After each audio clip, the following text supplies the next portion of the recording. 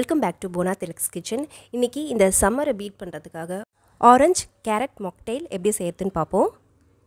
முதல்ல நான் ஒரு சுகர் சிரப் ரெடி பண்ணிக்கிறேன். இது ஒரு சிம்பிள் சிரப் தான். ஒரு 1/2 கப் அளவுக்கு சர்க்கரையும் 3/4 கப் அளவுக்கு தண்ணி ஊற்றி நல்லா இந்த சர்க்கரை கரைஞ்ச உடனே ஒரு கொதி வந்தால் போதும். இது பாகு கன்சிஸ்டன்சியில் எதுவும் தேவையில்லை.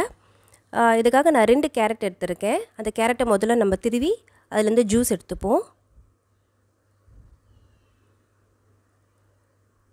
இது கேரட்டு வந்து நான் 2 எடுத்திருக்கேன். அது மாதிரி ஆரஞ்சு நான் 4 ஆரஞ்சு எடுத்திருக்கேன் நான்.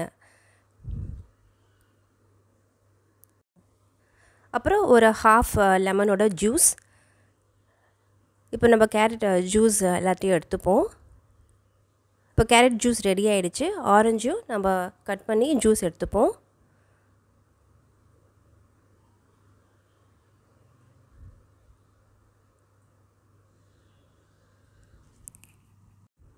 இந்த காம்பினேஷன் ரொம்ப நல்லாயிருக்கும். இந்த கேரட்டும் ஆரஞ்சும் கலரும் பார்த்திங்கன்னா நல்லா வைப்ரண்ட்டாக இருக்கும். இந்த கேரட் ஜூஸ் இந்த ஆரஞ்சோடு ஆட் பண்ணுறதுனால.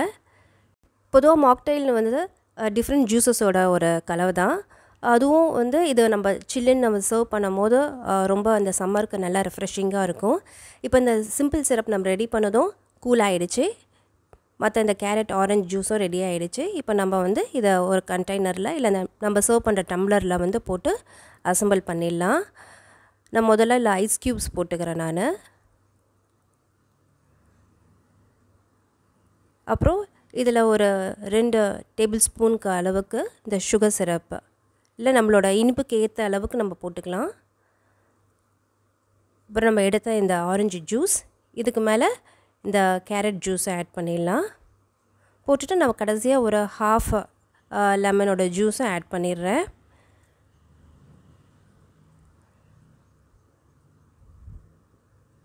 எல்லாத்தையும் போட்டு மிக்ஸ் பண்ணிடலாம்.